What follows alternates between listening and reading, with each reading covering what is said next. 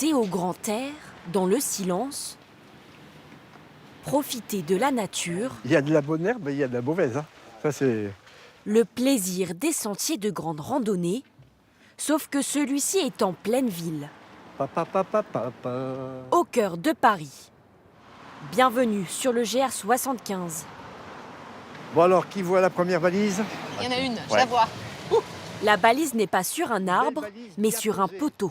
Donc évidemment, dans Paris, on met beaucoup plus de balises qu'ailleurs. C'est parce que des fois, on repeint les poteaux, puis la balise, elle passe sous la pâture. Puis de temps en temps, il y a des gens qui s'amusent, qui les enlèvent. Il faut qu'on balise 2 fois plus. Allez. Daniel Ramé, le guide du jour, prévoit ce matin 8 km de marche sur les 50 que compte le GR. Celui-ci encercle Paris et chemine de la Géode au Palais des Congrès, en passant par des monuments beaucoup plus anciens, comme l'église Saint-Germain de Charonne. La rencontre de l'évêque de Sainte-Geneviève, Saint-Germain. Daniel Bosselli, habitant des Yvelines, la découvre pour la toute première fois. Ça fait bizarre de se retrouver dans Paris avec des monuments qui datent du XIIe siècle, XIe siècle, il a dit. C'est quelque chose comme ça, c'est quand même merveilleux.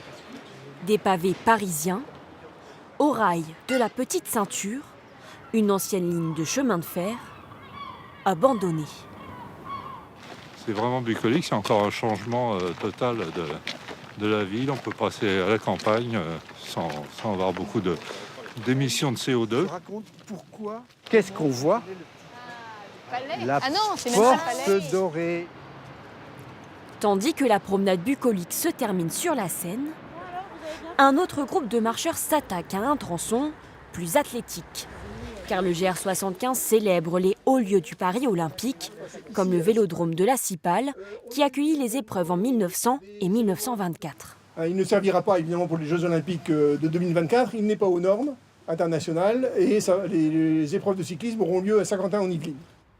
Des Jeux de 1900 à ceux de 1924 à l'hippodrome d'Auteuil, jusqu'aux futurs Jeux de 2024 avec le Parc des Princes et Roland-Garros.